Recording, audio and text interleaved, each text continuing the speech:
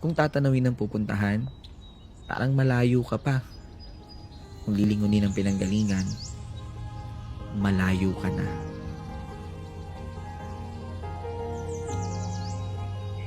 Kung titingin sa hakbang ng iba, parang naiiwan ka. Pero kung sarili ang bibigyang pansin, aba, umuusad ka. Maaaring pagtagpuin tayo sa ilang bahagi ng paglalakbay. Pero ang totoo, kahit kailan, hindi naman talaga tayo magsasabay-sabay. Magkaiba ang panahon, magkaiba ang daan, magkaiba ang oras, magkaiba ang bilis. Minsan, nakadepende kung saan nakabaling ang paningin.